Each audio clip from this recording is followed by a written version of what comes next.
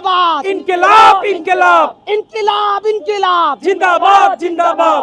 আপনারা সকলেই জানেন বাংলাদেশে ইতিপূর্বে শেখ হাসিনার আমল থেকে নিয়ে শুরু করে বারবার কোরআনের উপর অবমাননা করা হয়েছে, রাসূলের উপর অবমাননা করা হয়েছে, আল্লাহকে নিয়ে কটূক্তি করা হয়েছে। এটা বারবার করা হয়। আমার মনে হচ্ছে এদেশে বাংলাদেশ এমন একটি দেশ যে জায়গায় সকল ব্যক্তিরা, বিশেষ করে মুসলমানরা, সকল ধর্ম বর্ণ সকল মানুষের মিলেমিশে একটি দেশ গড়তে চায়, কিন্তু বারবার মুসলমানদের ধর্মীয় গ্রন্থ আল কোরআনের উপরে আঘাত করে।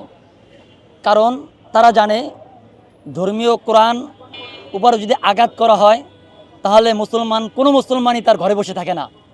কারণ তারা তাদের ছেলে সন্তান মরে যেতে পারে, মানতে পারে, কিন্তু তাদের কোরআনের উপর আঘাত হবে, রাসূলের উপর আঘাত হবে, এটা মেনে নিতে পারে না।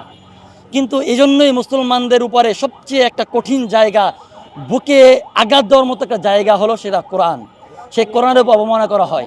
আমি মনে করি এই কোরআনের উপর অবমাননা করার কারণে বারবার এদেশে ধর্মীয় দাঙ্গা বাজিয়ে দিতে চায়। কিন্তু আমরা ধর্মপ্রাণ মুসলমানরা আমরা চাই না বাংলাদেশে সহিংসতা বাড়ুক। আমরা চাই একটি সুন্দর রাষ্ট্র হিসেবে বাংলাদেশ পরিচালিত থাকুক, এবং তারা এই বারবার বলে মুসলমানদেরকে বিশ্ব মিডিয়ারা বিশ্বের কাছে মুসলমানদেরকে জঙ্গি ট্যাগ লাগিয়ে বারবার মুসলমানদেরকে ভিন্নভাবে উপস্থাপন করা হয়। আমার কথা হলো স্পষ্ট, যারা বারবার এই ধর্মীয় দাঙ্গা বাজিয়ে দিয়ে এদেশে ধর্মীয় সম্প্রীতি নষ্ট করতে চায়, তারা এদেশে ধর্মীয়ভাবে তারা এদেশকে রক্ষা করার জন্য নয়, বরং তারা বারবার চাই দেশে অশান্তি থাকুক। এজন্য এরা একটা কুচক্র মহল বারবার এই কাজটি করে।